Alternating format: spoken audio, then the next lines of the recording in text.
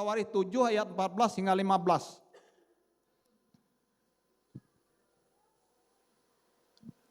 Dan sama-sama 1, 2, 3. Dan umatku yang atasnya namaku disebut merendahkan diri, berdoa, mencari wajahku, lalu berbalik dari jalan-jalannya yang jahat, maka aku akan mendengar dari surga dan mengampuni dosa mereka serta memulihkan negeri mereka.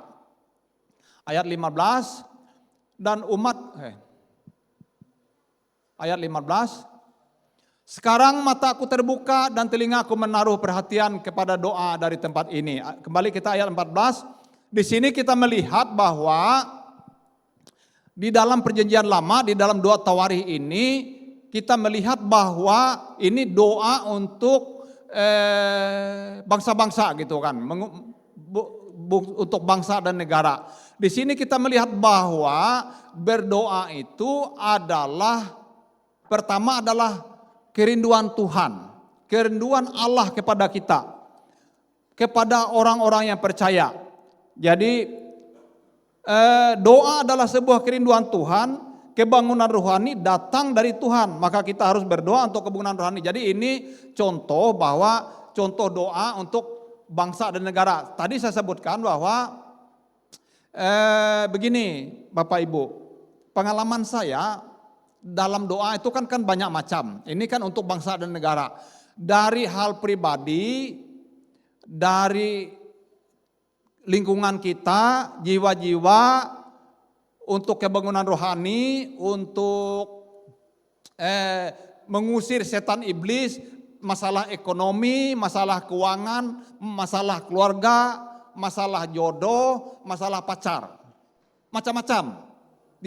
Dari masalah rumah tangga, pribadi, dari hal yang semakin jauh, semakin besar seperti yang disampaikan tadi, itu contoh yang doa syafaat tadi sampai kepada ibadah kita pada sore hari ini. Dari bangsa dan negara, itu hal-hal yang kita doakan. Jadi apa artinya bahwa di dalam doa itu tidak semata-mata doa itu yang Tuhan mau itu tidak semata-mata untuk kepentingan kita secara pribadi. Nah yang berikut kita mau lihat, kita pelajari bahwa kita melihat di dalam doa itu adalah tentu kalau saya pelajari beberapa tentang doa ini, beberapa hal yang perlu kita perhatikan di dalam doa. Karena apa? Karena pengalaman saya pribadi, ada doa yang tidak dijawab. Ada doa yang langsung dijawab. Ada doa yang lama dijawab. Ada di dalam hidup ini yang kita walaupun kita tidak doakan, Tuhan kasih. Misalnya udara, nggak usah kita minta langsung ada. Kalau enggak didoakan, kalau kita berdoa minta udara, mungkin sempat kita enggak bisa bernapas, Bapak Ibu. Nah, matahari, apalagi ada banyak. Nah, saudara yang dikasihi oleh Tuhan, di dalam doa, saya sampaikan tadi bahwa doa itu percakapan atau komunikasi kita dengan Tuhan Allah. Kita tahu bahwa tadi saya sampaikan bahwa Tuhan Allah itu maha kuasa, dahsyat, menyediakan segala sesuatu, memperhatikan kita, Dia tahu segala sesuatu, bahkan yang dulu, sekarang, Tuhan tahu dan yang akan datang juga Tuhan tahu. Dan semua dalam kendali Tuhan. Tuhan itu maha kudrat, maha kuasa, maha besar, maha dahsyat, maha mulia, maha adil, maha mendengar. Bahkan hati kita Tuhan tahu. Kebutuhan kita pun Tuhan tahu. Tetapi yang jadi masalahnya adalah kita juga tahu bahwa Tuhan itu juga maha kudus. Maha mendengar segala sesuatu. Makanya hari ini kita mendengar, kita melihat di televisi bahwa pelantikan Presiden Prabowo gitu ya. Menghadap presiden, menghadap orang-orang di dunia itu pun ada tata cara tertentu. Makanya saya melihat bahwa saya mempelajari, saya alami bahwa ada doa yang saya bilang tadi. Ada yang semestinya menurut kita itu Tuhan menjawab. Tetapi kenapa tidak dijawab? Kenapa itu lambat? Contoh begini, saya mau kesaksian begini. Saya itu di dalam rumah tangga, itu kami kan orang 4 anak saya itu. 3 perempuan, 1 laki-laki. Jadi keempat orang itu berbeda-beda. Jadi manusia itu walaupun kembar, anak saya itu berbeda-beda Bapak Ibu. Jadi kenapa saya sampaikan berbeda-beda begini. Ada saya perhatikan termasuk saudara saya, atau teman-teman saya termasuk mungkin di gereja ini saya lihat mungkin tidak ada di sini lah. Ada orang kalau saudara saya itu dia dulu punya pacar. Dia punya pacar, lalu pacarnya itu kawin, tapi bukan dengan dia, nikah. Lalu dia itu patah arang, patah semangat, tidak mau lagi sampai sekarang usia lebih 50 kayaknya dia tidak terlalu tertarik dengan perempuan. Saya pikir bahwa orang ini, walaupun saudara saya pikir bahwa orang ini berpikir bahwa perempuan itu sama. Jadi kalau dia datang setelah ini, dia pikir kalau dia datang kepada perempuan yang sana, mungkin dia pikir karena sama dengan ini, jangan-jangan dia berhubungan, bercinta, melakukan hubungan maksudnya hubungan mau bercinta, mau menikah segala macam, jangan-jangan saya ditinggalkan seperti yang dulu gitu mungkin. Sehingga dia orangnya enggak mau lagi urusan-urusan perempuan gitu kan. Tapi saya mau katakan bahwa manusia itu berbeda-beda. Demikian juga saya mempelajari anak-anak saya. Jadi begini, beberapa waktu yang lalu saya itu mendoakan anak saya. Mendoakan anak saya itu karena kita ini saya panggil, kita berdoa, baca firman, memuji, menyembah, baca firman, saya bawa berdoa. Karena sesuai dengan kebutuhan mereka, karena sudah dewasa gitu, saya berdoa untuk jodoh mereka. Tapi 2 anak saya yang kembar itu, ini istri saya yang tidak ada tadi karena dia ada kegiatan Jadi mereka 2 itu marah dengan saya. Marah dengan saya karena saya berdoa bukan untuk pacarnya. Jadi saya berdoa itu umum saja. Saya bilang Tuhan kirim jodoh untuk anak saya dengan kriteria begini, takut Tuhan, punya iman, punya pekerjaan, bertanggung jawab dan sebagainya. Nah jadi mereka kayaknya saya melihat bahwa tidak suka dengan yang saya sampaikan. Sehingga akhirnya mereka itu tidak mau ikut doa. Kalau dipanggil sore-sore malam itu nggak mau lagi ikut doa. Nah termasuk yang lain. Jadi terakhir itu saya sama istri saja berdoa. Lalu saya sama istri juga berdoa. Ada juga ada kalanya istri saya juga tidak suka kami berdoa itu. Jadi saya tuh berpikir, apa ini pekerjaan setan atau apa begitu kan? Saya berpikir Bapak Ibu, apa ini setan kan mengganggu atau apa gitu kan? Nah makanya saya tertarik untuk menyampaikan untuk saudara sekalian, saudara yang dikasihi oleh Tuhan, perikop tentang doa ini. Makanya sejak awal tadi saya mau katakan bahwa saya mau sampaikan pengalaman saya tentang doa. Nah, jadi Bapak Ibu, lama itu proses, saya berdoa sendiri, sekali-sekali saya berdoa sama istri saya. Tapi ingat Bapak Ibu yang saya sampaikan ini, kayaknya bukan doa tentang makan ya. Tentang makan, kalau tentang makan kan enggak terlalu rumit saya kira ya. Enggak terlalu rumit. Kalau banyak kucing, kalau kita doa ya buka mata lah, boleh lah. Nah, kalau banyak kucing, nanti kalau kita doa tutup mata bisa diambil kucing. Nah jadi doa itu kan seperti itu. Jadi saya pelajari.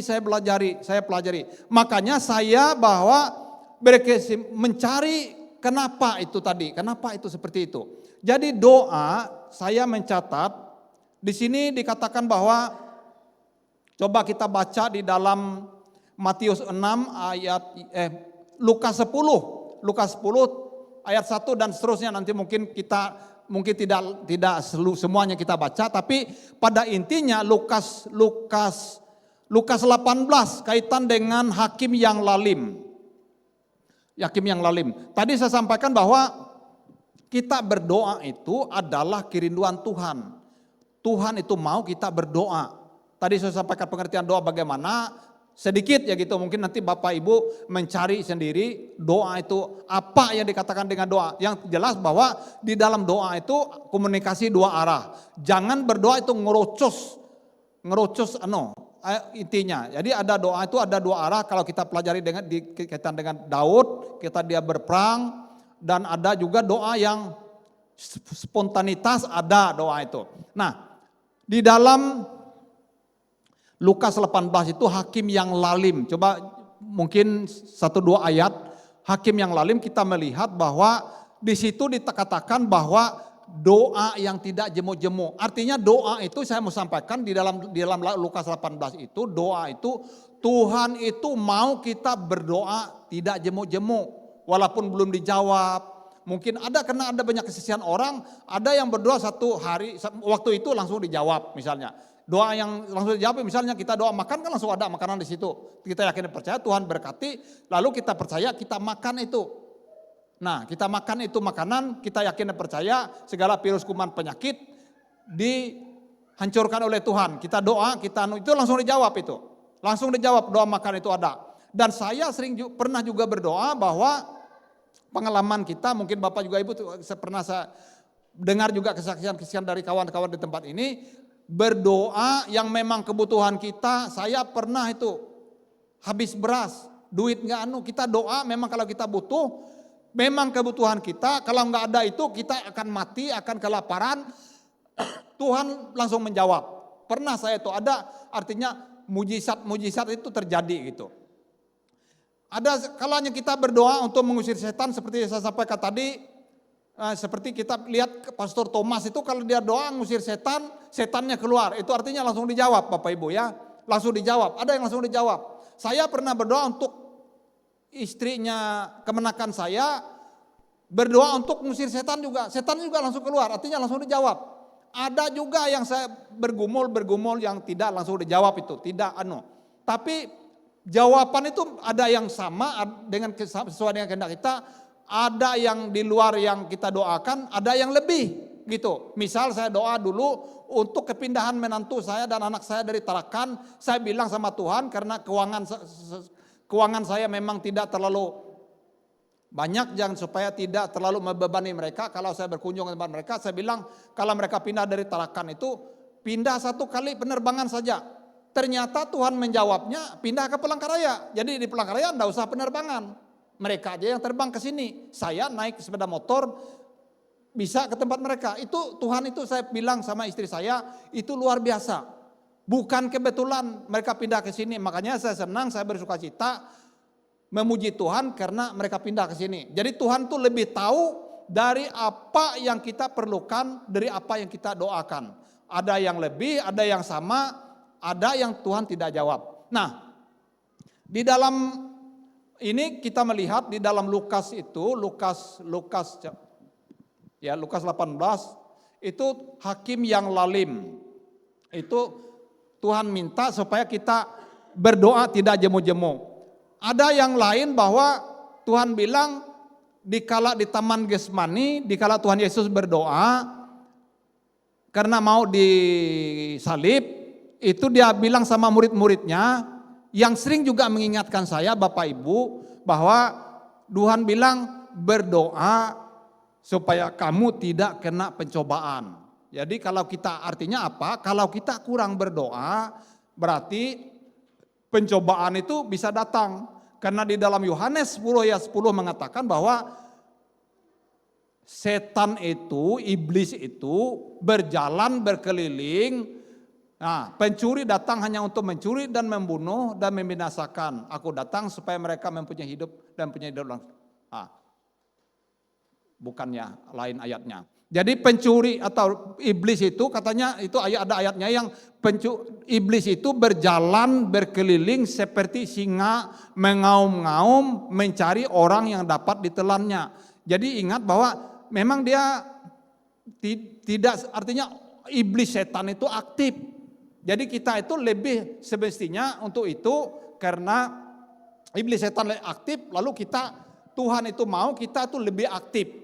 Karena di waktu kita berdoa, maka pencobaan itu dijauhkan daripada kita. Perlindungan Tuhan itu bagi kita sempurna, Bapak Ibu. Nah, dikatakan bahwa itu dikatakan bahwa iblis setan itu berkeliling mengaum seperti singa mengaum-ngaum. Nah, kita baca lagi Matius 6 ayat 10. Tadi saya sampaikan bahwa saya mempelajari ada beberapa hal yang perlu kita perhatikan di dalam doa. Yang pertama bahwa Tuhan itu di dalam Matius 6 ayat 10 itu dikatakan, datanglah kerajaan dalam doa Bapa kami, datanglah kerajaanmu, jadilah kehendakmu di bumi seperti di surga.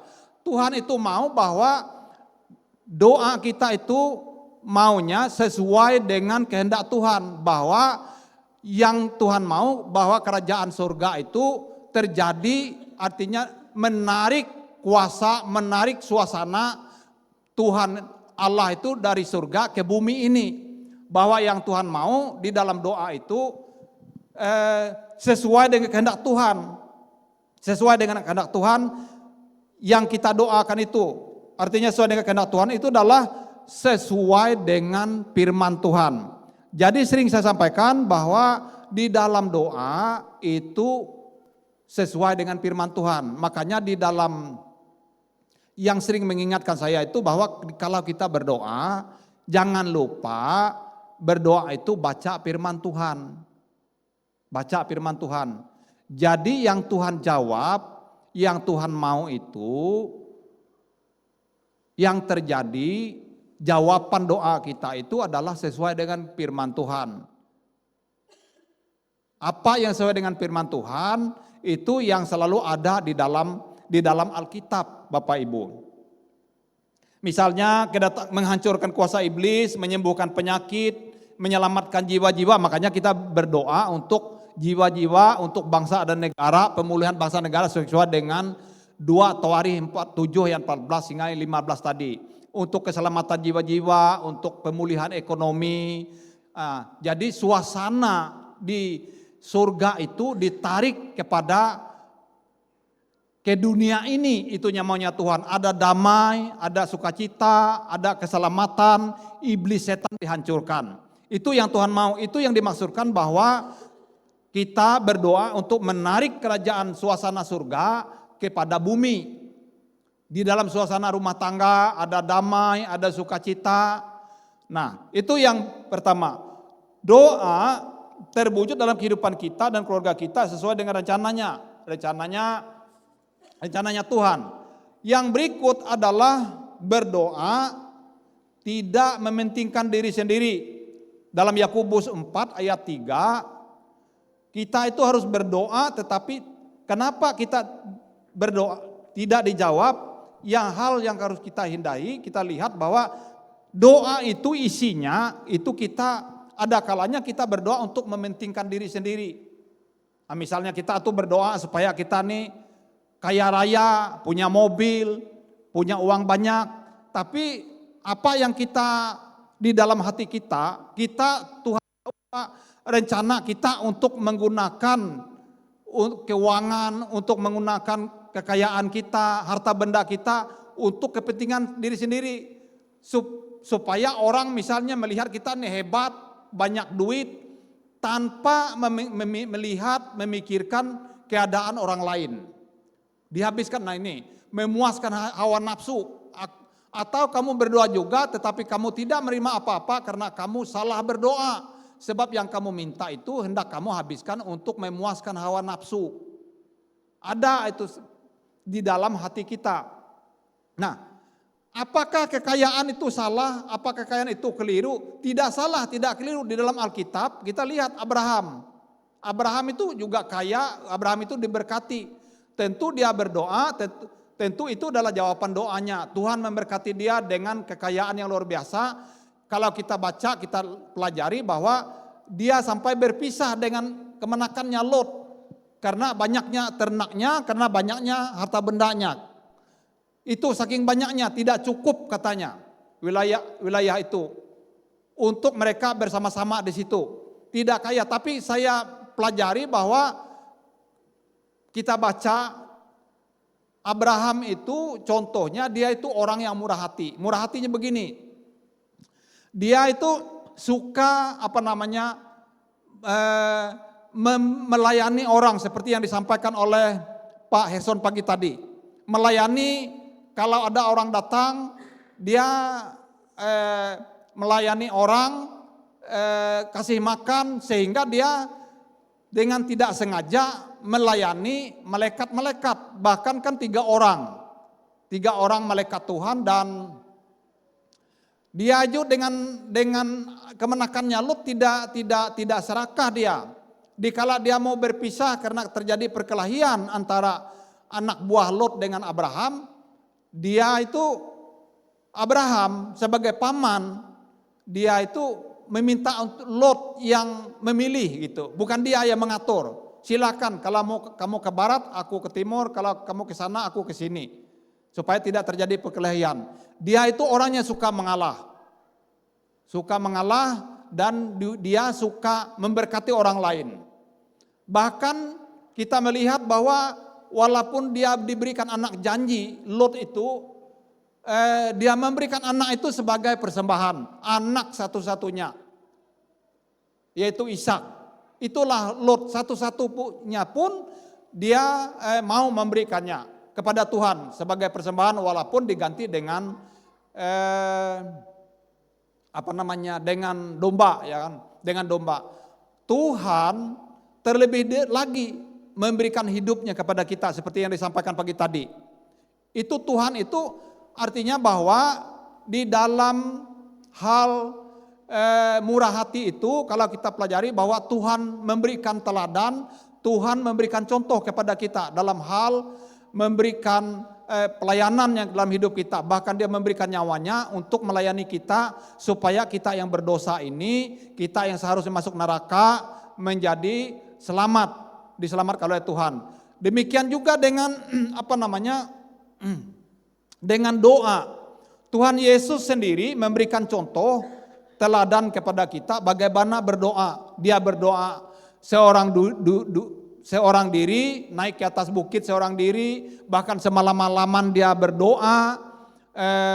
Dia berdoa semalam-malaman dan sampai mencucurkan keringat seperti darah katanya. Dikala dia mengalami yang namanya persoalan, pergumulan untuk menebus kita di kayu salib. Jadi pergumulannya luar biasa, juga doanya juga luar biasa.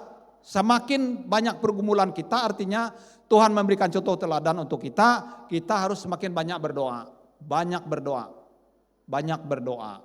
Tuhan memberikan contoh teladan. Di samping perintah juga Tuhan memberikan contoh, bukan cuma perintah. Kalau Tuhan itu bukan cuma perintah-perintah, tapi dia memberikan teladan. Jadi misalnya kayak khotbah ini bukan khotbah kaitan dengan doa, tapi tidak berdoa. Itu maksudnya. Jadi karena memang pemberitaan firman Tuhan itu kan 2 arah. Satu untuk Bapak Ibu dan juga untuk saya pribadi. Jadi juga karena saya belajar kaitan dengan menyampaikan firman Tuhan kaitan dengan berdoa, saya juga banyak belajar. Di sini pun juga masih proses belajar. Yang ketiga adalah berdoa yang Tuhan mau itu adalah berdoa tanpa kebencian. Nah, jadi misalnya di dalam Matius 5 ayat 24 yang saya sampaikan tadi, misalnya juga di dalam 1 Petrus 3 ayat 1 Petrus 3 ayat 7 kaitan dengan suami istri. Nah, jadi suami istri dengan anak, dengan siapa saja kalau kita berdoa, jangan kita sambil jengkel. Karena saya bilang tadi, karena ada kalanya kita itu, saya itu, demikian juga kamu, hai suami-suami, hiduplah bijaksana dengan istrimu sebagai kaum yang lebih lemah, hormatilah mereka sebagai teman pewaris dari kasih karunia, yaitu kehidupan, supaya doamu jangan terhalang. Jadi di dalam rumah tangga itu harus rukun, harus saling mengasihi, saling mengampuni. Kalau firman Tuhan bilang bahwa kalaupun kan bisa saja, ada firman Tuhan katakan bahwa apabila kamu marah, jangan matahari terbenam, jangan sampai tidak padam amarahmu. Jangan memberi kesempatan kepada iblis. Nah, supaya katanya, jadi artinya apa? Kita ini bisa marah. Saya pernah marah. Saya yang khotbah juga pernah marah. Bapak Ibu juga saya pikir, saya percaya bahwa pernah marah. Apa kita sini semua alim-alim semua Anda pernah marah? Walaupun sampai sekarang juga saya pernah marah, tapi katanya artinya Tuhan itu tahu bahwa kita sebagai manusia daging, lemah, bisa marah. Tapi yang itu artinya boleh bisa marah, tapi jangan marah-marah melulu, jangan kemarahan itu dendam sampai seharian enggak Jadi saya itu Bapak Ibu begini.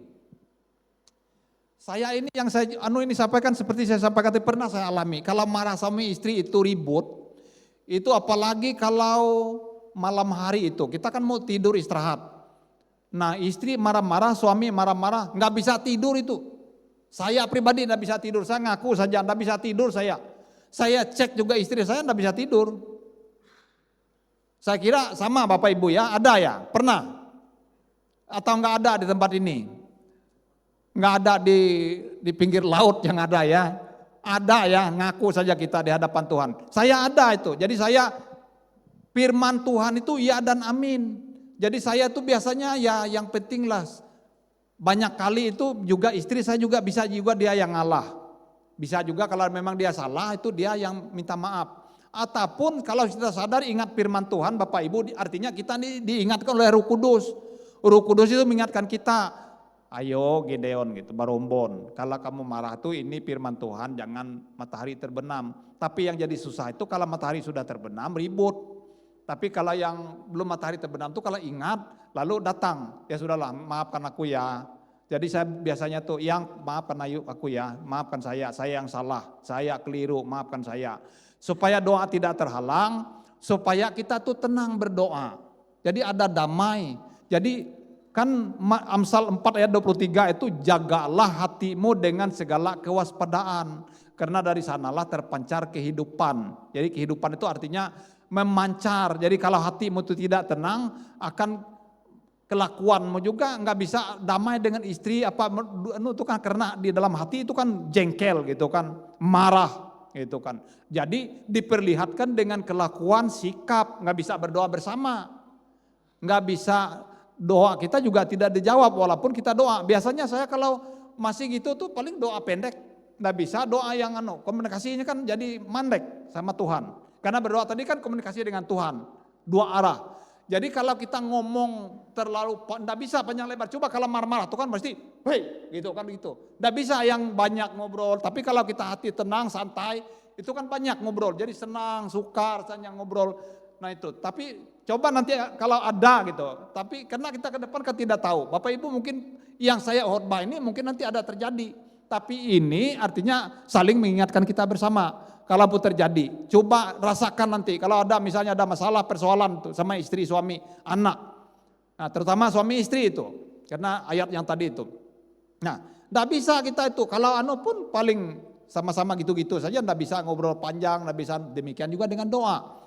Nah itu suami istri supaya tidak berdoa tanpa kebencian. Lalu berikut adalah ada banyak juga yang lain yang kita itu kalau kita berdoa itu ada kebencian itu. Misalnya dengan tetangga, dengan orang lain. Artinya apa? Yang Tuhan mau itu kita berdoa itu dengan kasih. Nggak bisa kita berdoa untuk jiwa-jiwa, untuk teman-teman kita, untuk pelayanan kalau kita tidak dengan kasih. Kita berdoa supaya dia dipulihkan, supaya dia diselamatkan, supaya dia bertobat itu karena kita mengasihi dia. Tuhan terlebih dulu mengasihi kita, Tuhan terlebih mengasihi orang itu. Karena Allah itu adalah kasih, Karena kita ini anak Allah, Tuhan mau kita ini sebagai anaknya, Tuhan memberikan teladan bahwa Dia kasih, kita juga punya kasih. Karena Tuhan itu, Roh Kudus itu ada di dalam hati kita. Kalau Roh Allah itu ada dalam hati kita, Allah itu ada dalam hati hidup kita, bahwa Tuhan mau kita itu mempraktekkan karakternya Dia. Karakter Tuhan itu di dalam Galatia 22 itu dikatakan Korintus 1 Korintus 15 itu definisi kasih itu karakter Kristus itu antara lain, ada banyak yang lain, karakternya itu adalah kasih, lemah lembut, sabar gitu kan, yang kasih itu. Jadi Tuhan mau itu kita karakternya itu seperti Kristus. Yang berikut adalah berdoa tanpa kemenafikan. Tanpa kemenafikan tadi, tanpa kebencian. Yang berikut adalah tanpa kemenafikan. Berdoa tanpa kemenafikan itu Tuhan mau bahwa memiliki berdoa dengan tulus, apa adanya, tidak ada udang di balik batu. Kita berdoa tuh pura-pura gitu kan, pura-pura baik, itu yang munafik itu. Jadi Tuhan tidak mau, tidak akan menjawab tidak sesuai dengan hati nurani kita. Itu yang Tuhan mau itu adalah Tuhan mau bahwa kita itu berdoa apa adanya. Yang berikut adalah berdoa tanpa kebimbangan. Nah, jadi kebimbangan kalau kita baca dalam Yakobus 1 ayat 6 dan 7 itu dikatakan juga dalam Ibrani 11 ayat 1, jangan dengan kekhawatiran, berdoa dengan iman, bukan dengan kebimbangan. Jadi kalau kita berdoa itu terutama saya pelajari kaitan dengan bilang Pak Joko, kan ada itu pernyataan iman atau doa-doa yang kaitan dengan pernyataan iman itu kan. Jadi kita harus jangan dengan bimbang. Jadi jangan ini sembuh enggak gitu kan. Keluar enggak setannya ini kan, ragu-ragu. Nah itu. Tuhan tuh menjawab enggak, Tuhan hadir enggak gitu kan. Nah itu.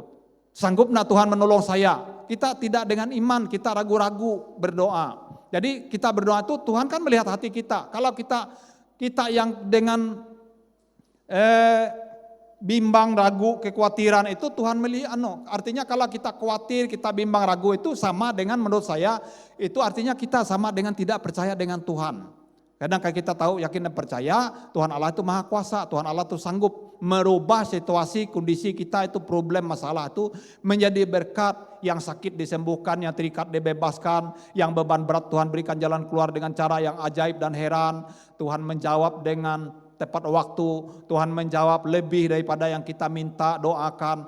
Tuhan bilang, apa yang sudah kami minta dan doakan, kami percaya, kami sudah menerimanya, maka hal itu akan diberikan kepada kamu. Dan dikatakan bahwa kami yakin percaya, kami berpaling kepada Tuhan Allah memberi upah kepada orang yang sungguh mencari Dia. Itu Tuhan hadir, Tuhan mendengar, Tuhan menjawab. Itu kita di dalam doa itu perlu juga kita sampaikan, karena itu sesuai dengan firman Tuhan.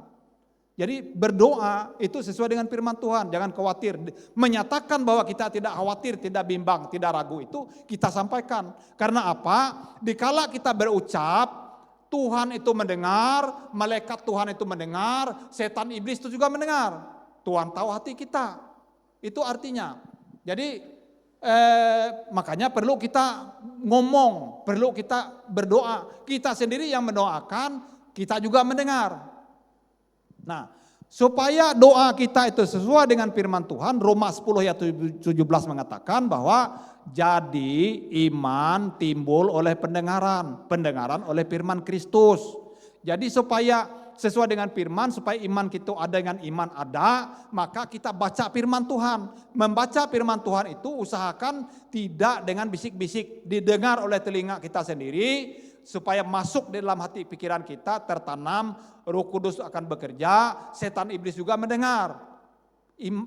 Karena kita percaya bahwa di dalam firman Tuhan katakan, firman yang keluar dari mulut Allah tidak akan kembali dengan sia-sia, tapi akan berhasil melakukan apa yang Tuhan perintahkan kepadanya. Makanya dikala dikatakan bahwa kita harus mengucapnya, karena ucapan yang sesuai dengan firman Tuhan itu, karena firman Tuhan itu berkuasa. Firman Tuhan itu, karena dengan firmanlah Tuhan menjadikan yang tidak ada menjadi ada.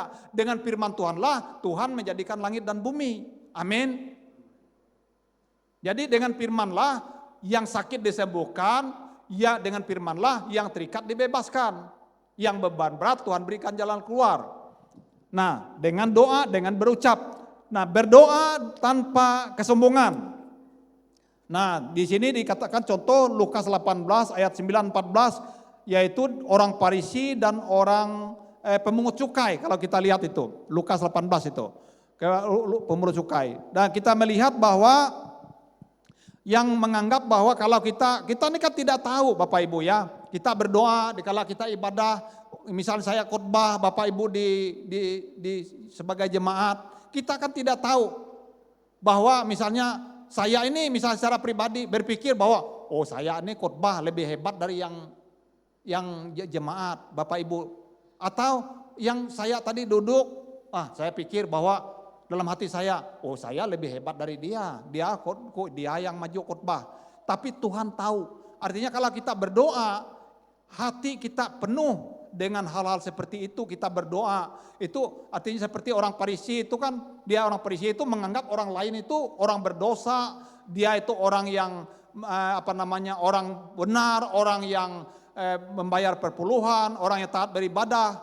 Itu Tuhan tahu. Jadi kalau kita melihat bahwa orang pemungut cukai, makanya di dalam doa itu ada kita berdoa mengatakan kepada Tuhan mengampuni dosa salah dalam hidup kita. Ada salah, ada keliru, ada kesombongan, ada tutur kata. Kita minta ampun di dalam penuh itu. Supaya kalau kita baca juga dalam Yakobus, doa orang benar, katanya Yakobus 5 ayat 16, doa orang benar bila dengan yakin didoakan sangat besar kuasanya. Elia katanya manusia biasa, dia sungguh-sungguh berdoa 3 tahun 6 bulan tidak turun hujan, dia sungguh-sungguh berdoa maka turun hujan. Sungguh-sungguh berdoanya Elia turun hujan itu saya baca itu 7 kali dia berdoa.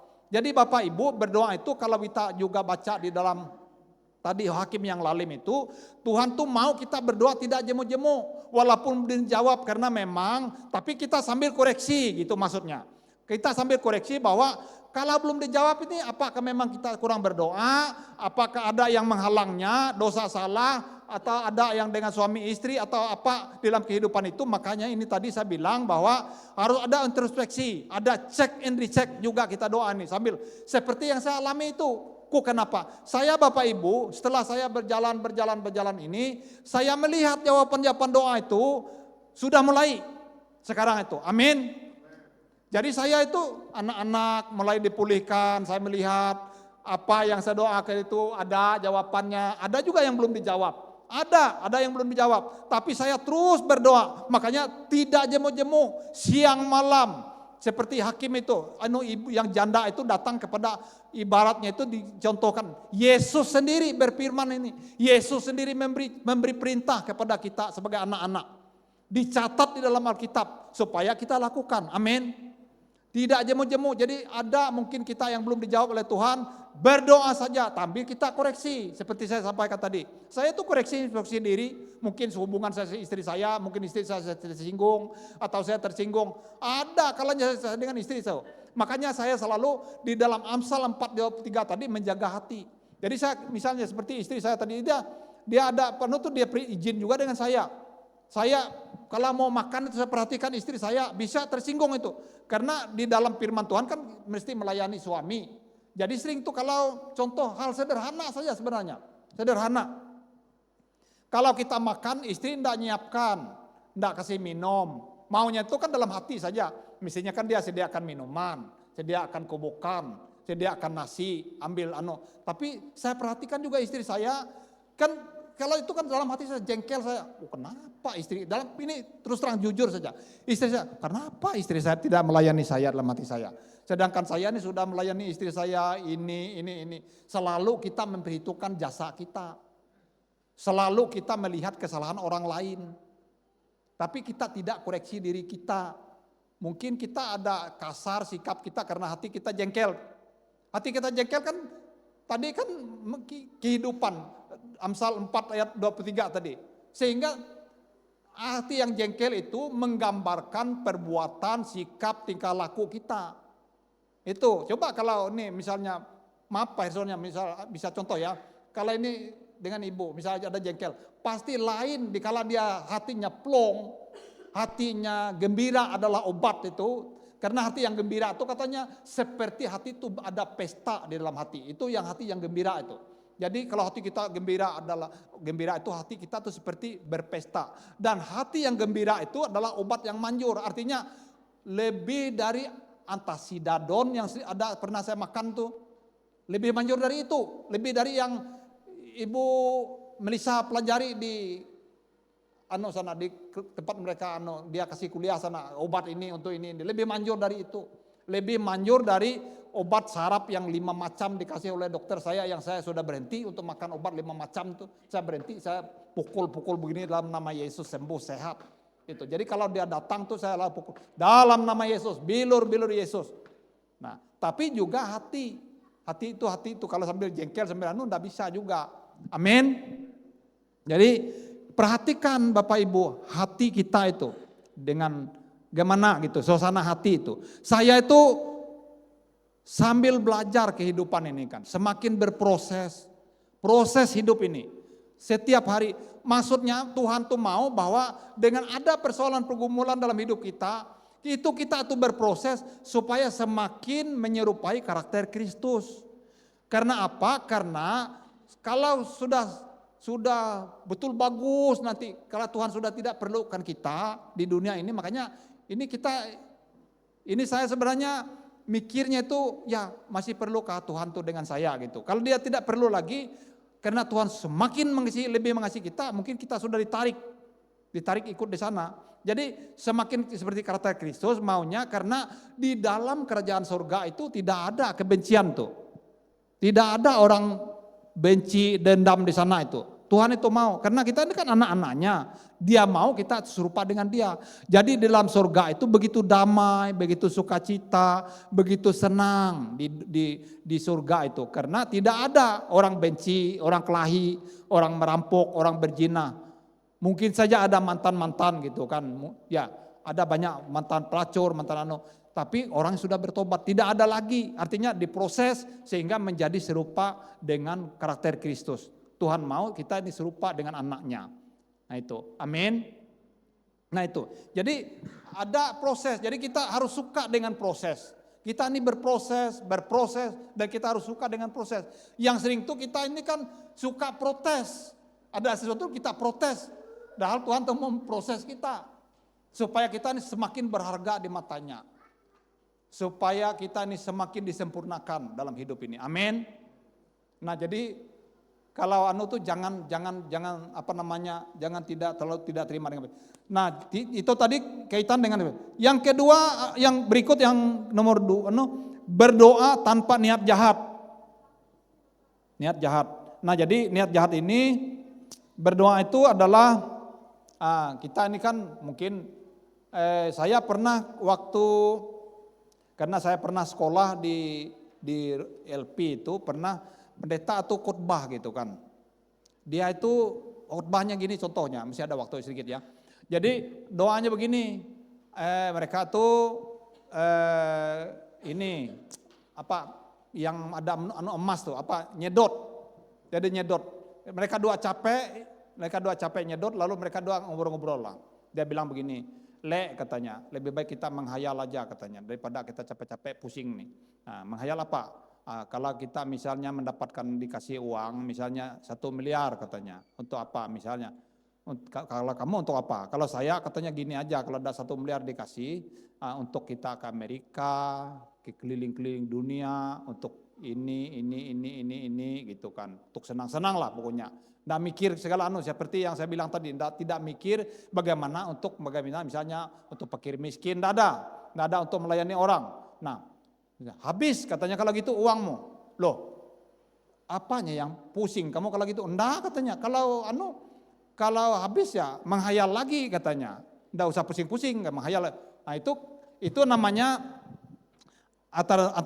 maksudnya adalah artinya ada niat untuk hal-hal yang tidak baik, niat jahat. Jadi kita tuh berdoa itu artinya yang Tuhan tidak mau Tuhan menjawabnya, karena di dalam hati kita terkandung hal-hal yang tidak baik, niat jahat, penggunaannya. Kalau kita jawab misalnya Ini misalnya contoh misalnya kita berdoa supaya tidak bangkrut, supaya diberkati usahanya, dapat uang banyak. Tapi nanti kalau dia uangnya banyak untuk mabuk-mabuk, untuk judi online, untuk dan Tuhan itu mau kita itu bertobat, mau kita diselamatkan. Makanya doa kita itu tidak dijawab oleh Tuhan. Doa-doa seperti itu ada niat jahat kita menggunakan uang kekayaan itu.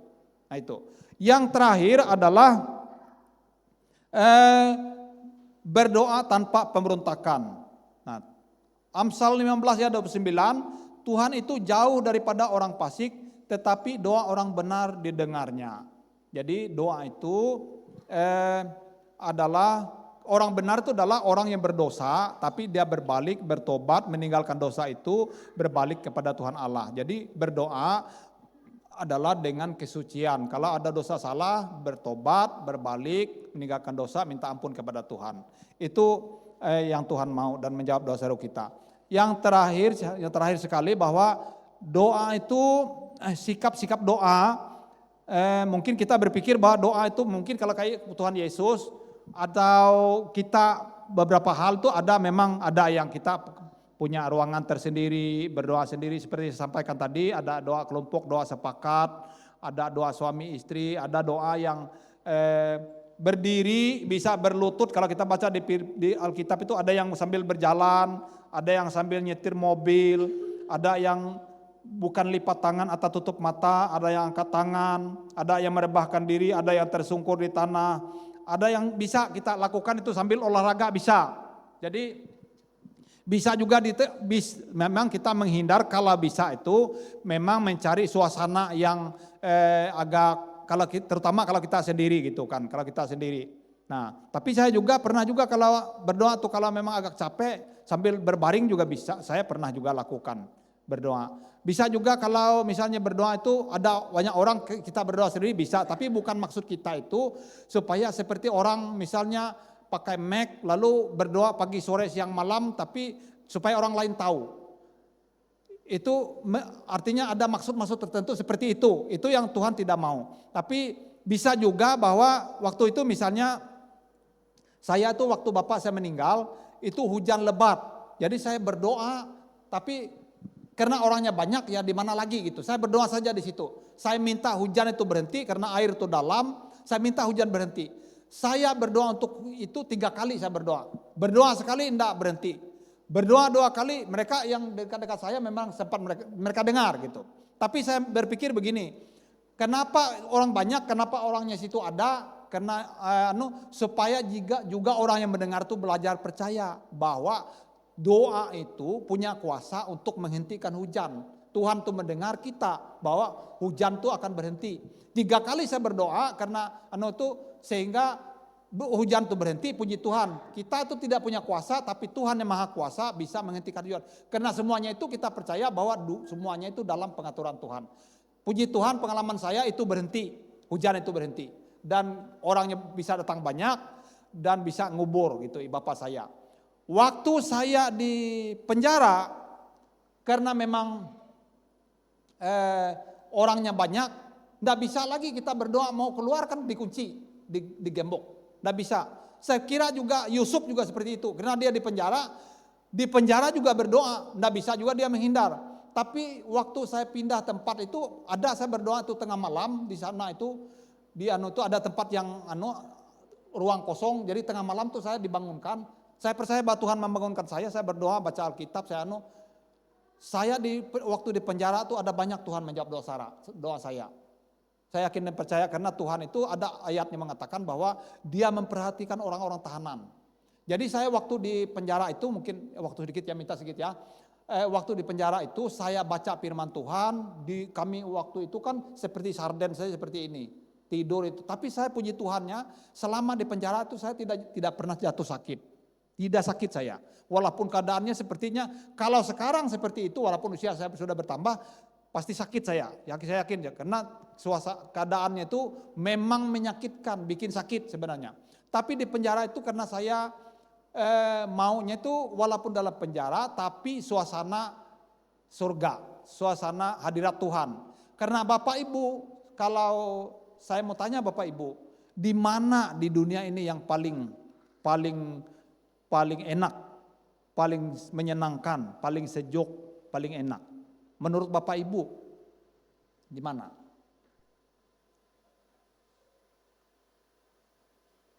Mungkin orang bilang di Yerusalem, mungkin kita bilang di Finlandia gitu kan, di mana-mana di Indonesia ini di mana tempat. Makanya saya lihat banyak orang yang pergi kemana-mana itu kan mencari ketenangan, mencari suasana damai itu. Jadi Bapak Ibu saya mau tegaskan, dan Bapak Ibu pasti mengalami bahwa yang tempat yang paling menyenangkan di dunia ini adalah di hadirat Tuhan.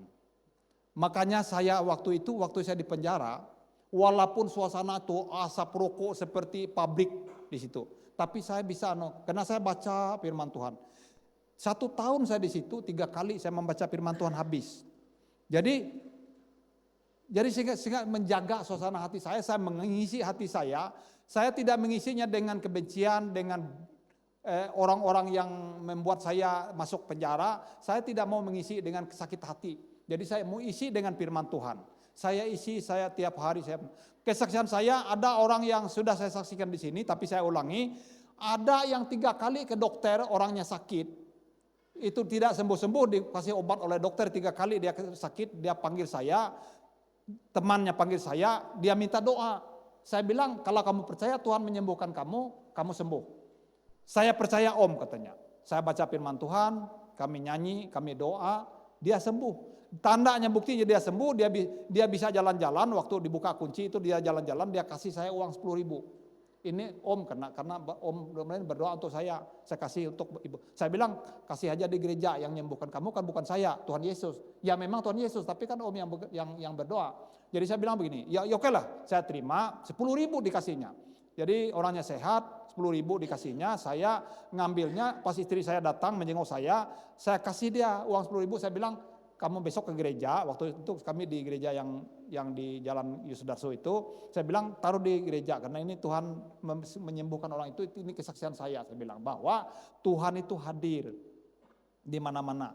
Makanya saya di dalam hal itu saya bilang sama mereka, saya ini kalau dibawa macam-macam itu, saya bilang saya ini masih anak Tuhan, saya bilang. Saya walaupun saya di sini, saya anak Tuhan. Amin.